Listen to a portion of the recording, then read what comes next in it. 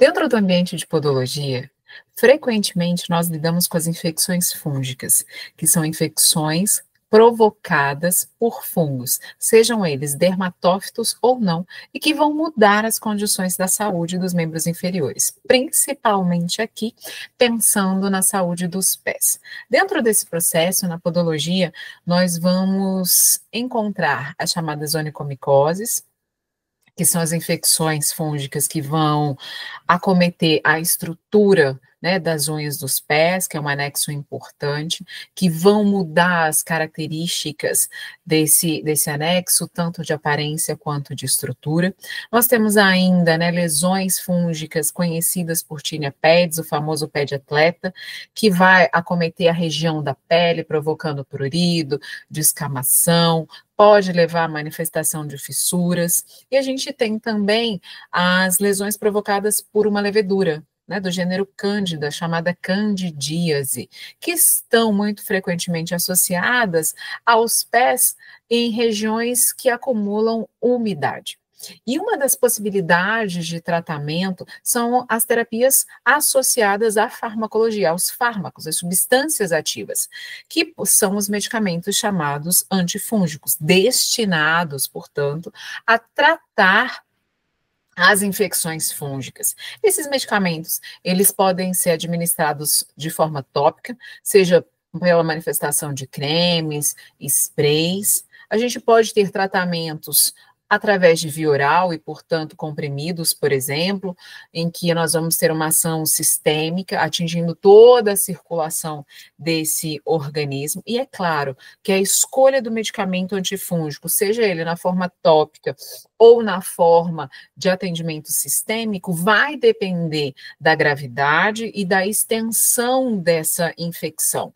Então, a gente precisa levar isso em consideração. E é importante nós termos um diagnóstico fechado e ter clareza de que aquela lesão que o paciente está apresentando é uma infecção fúngica, para evitar quadros de resistência, como a gente frequentemente vê, por exemplo, no uso de agentes antimicrobianos, os chamados antibióticos, em que muitas pessoas já se tornaram resistentes porque passaram a usar de forma inapropriada, por não ter indicação, esses medicamentos. Então, hoje a gente já vê relatos na literatura de uso inapropriado de agentes antifúngicos, e o que leva ao aparecimento também de resistência a esses medicamentos. Então, o que acontece? O uso inapropriado dos medicamentos antifúngicos, ele pode levar a uma série de problemas. O primeiro deles é a manifestação de reações adversas, exatamente porque esse uso inapropriado vai gerar muitas vezes reações alérgicas, efeitos colaterais indesejados e vai provocar muitas vezes nesse indivíduo irritação cutânea, alterações no trato gastrointestinal, principalmente se nós estivermos falando aqui, né, em trato gastrointestinal, se o paciente estiver usando o medicamento por via oral. Né? Da mesma forma, como eu falei, a resistência fúngica, então o fungo vai ficar resistente, o que vai fazer com que o tratamento se torne ainda mais difícil, já que nós não temos um arsenal muito grande de medicamentos antifúngicos, né? Então, esse diagnóstico inadequado precisa cair por terra, para que a gente não tenha, né, um prorrogar da infecção e que pode levar a um problema mais agravado. Ainda assim, quando a gente fala em uso inapropriado, a gente não pode deixar de citar a questão das interações medicamentosas, né? Principalmente os medicamentos orais, eles têm maior propensão de interagir com outros medicamentos, o que vai mudar a sua eficácia e aumenta a chance de manifestação de efeitos colaterais. Então, dentro desse processo, quando a gente começa a estabelecer uma correlação entre o medicamento antifúngico e a podologia, a gente primeiro tem que pensar numa avaliação e num diagnóstico, né? E aí o profissional de podologia, ele precisa ter uma habilidade para saber reconhecer dentro dessa condição o aspecto clínico e fazer um diagnóstico diferencial para não confundir uma infecção fúngica com outro tipo de lesão, como psoríase, como líquen plano, como uma dermatite. Então, o diagnóstico adequado, ele vai determinar um tratamento mais mais assertivo.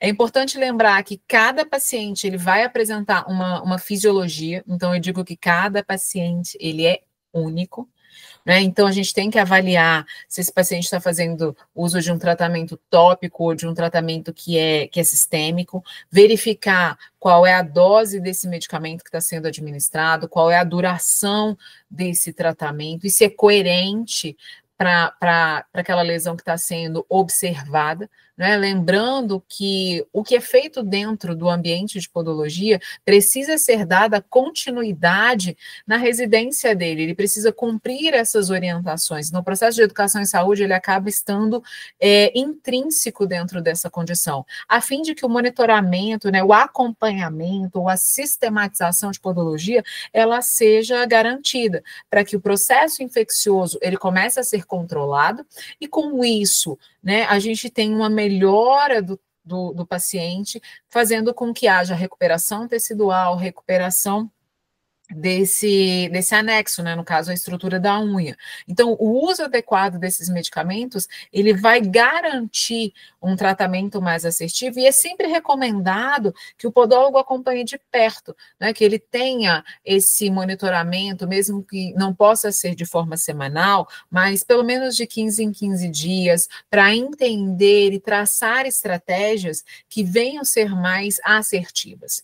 E dentro desse contexto, quando a gente fala em farmacoterapia, pensando em casos de infecções fúngicas, os medicamentos eles vão apresentar várias classificações, né? Nós temos diferentes classes de antifúngicos. A gente tem, dentro do contexto dos antifúngicos tópicos, por exemplo, os antifúngicos da classe dos imidazóis, né, clotrimazol, miconazol, que são muito conhecidos, principalmente o miconazol, por ser um medicamento de venda livre. Nós temos os chamados triazóis, que é o fluconazol, né, muito usado em forma farmacêutica oral, sob a forma de pulsos.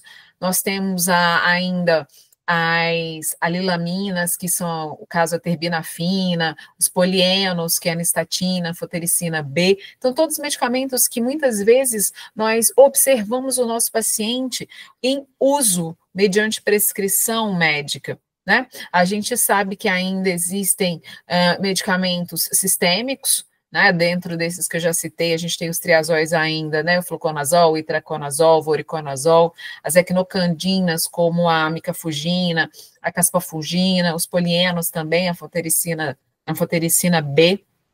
Então, o nosso universo de medicamentos antifúngicos, eles estão agrupados exatamente por conta da estrutura química e dos diferentes mecanismos de ação.